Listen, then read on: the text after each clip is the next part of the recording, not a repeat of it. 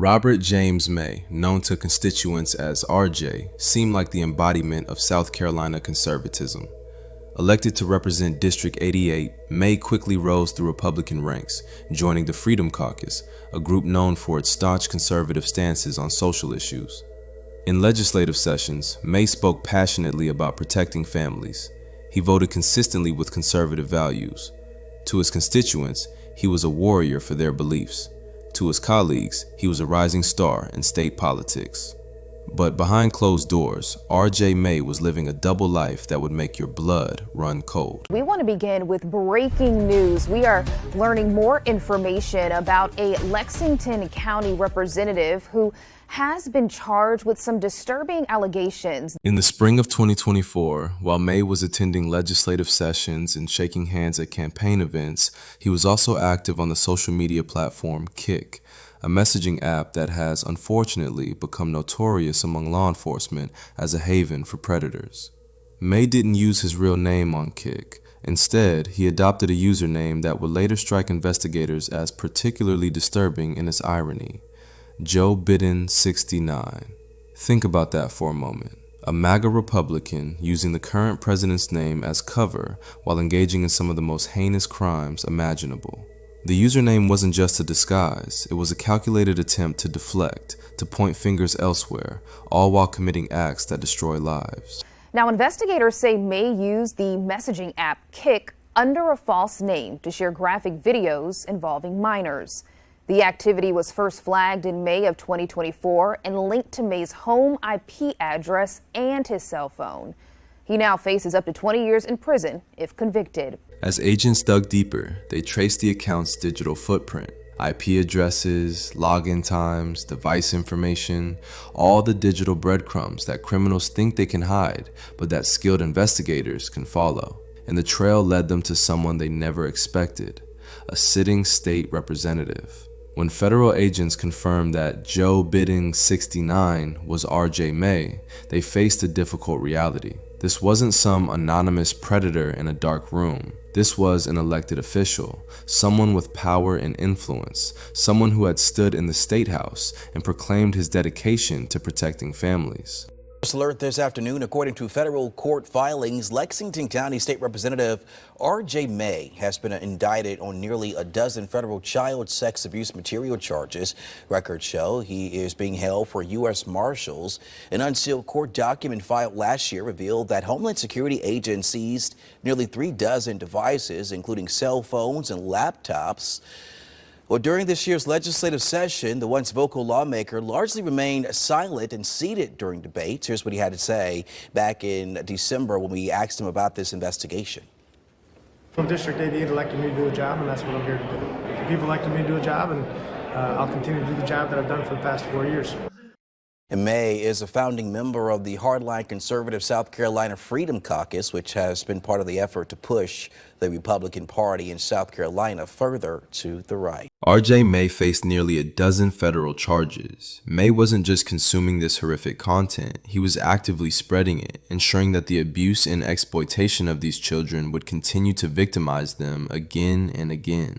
The news sent shockwaves through South Carolina. Fellow legislators expressed shock and disgust. Constituents felt betrayed, and victims' advocates noted the bitter irony. Another politician who campaigned on protecting children was actually exploiting them. May's colleagues in the Freedom Caucus quickly distanced themselves. Campaign photos came down from websites. Endorsements disappeared. As May's case moved through the legal system, it became even more clear that prosecutors had an overwhelming amount of evidence. In the end, even May couldn't deny what he'd done. He agreed to plead guilty to 5 of the 10 charges against him, each count representing real victims, real trauma that will last lifetimes. Behind every file, every image, every video is a child whose innocence was stolen, whose trust was shattered, whose life was forever altered. And RJ May helped ensure that their abuse would be seen by others, distributed across networks, perpetuating their victimization. Today, RJ May awaits sentencing in federal custody. His time as a lawmaker is over. His freedom will soon be gone. But his crimes will echo for years to come in the lives of every child whose abuse he helped distribute. For the people of South Carolina's District 88, they're left with a difficult truth. The man they elected to represent them, to protect their values, to safeguard their children, was actually one of the monsters they feared most. And for investigators and child protection advocates, May's case is a reminder that predators don't always look like the strangers we warn our children about. They can look like trusted leaders, respected officials, and seemingly upstanding citizens. They look, sometimes, like the people we elect to make our laws.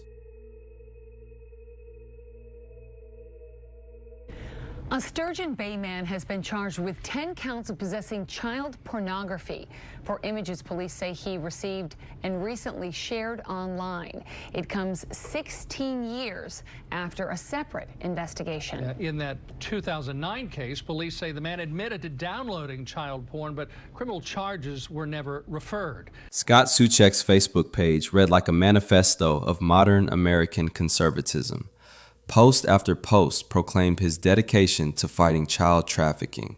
He shared memes about protecting children. He listed it as one of his top reasons for supporting Donald Trump in 2024.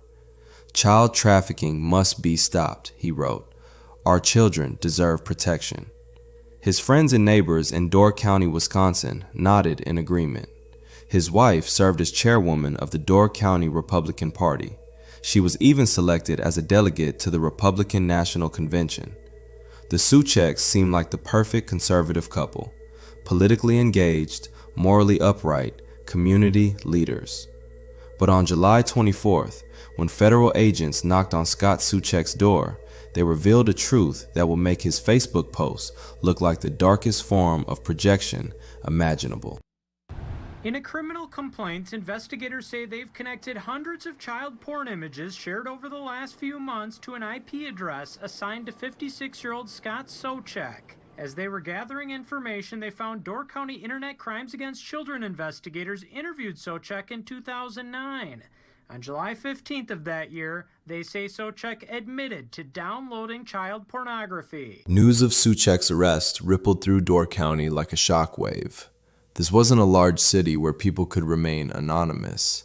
This was a community where everyone knew everyone, where the Republican Party chairwoman was married to a man now accused of the heinous acts he railed against. The irony wasn't lost on anyone. Here was a man who had publicly proclaimed his dedication to fighting child trafficking, who had made it a centerpiece of his political identity, and he was now accused of actively contributing to the exploitation of children. His Facebook friends, many of whom had liked and shared his posts about protecting children, were confronted with an uncomfortable reality. Had Soucek been projecting? Was his loud crusading actually a cover for his own dark interests? Psychologists have a term for this: reaction formation. It's a defense mechanism where someone behaves in a way opposite to their actual desires, often in an exaggerated manner. The person who rants most loudly about a particular sin might be the one struggling with it privately, but calling it a psychological defense mechanism doesn't excuse it. It doesn't reduce the harm. It doesn't help the children whose abuse Soucek allegedly consumed for his own gratification. Soucek's wife is Stephanie Soucek, the chair of the Republican Party of Door County. She was also one of Wisconsin's 41 delegates at last year's Republican National Convention in Milwaukee. She tells Fox 11 she's filing for divorce, but her main concern is for her son, and she's asking for privacy at this incredibly difficult time.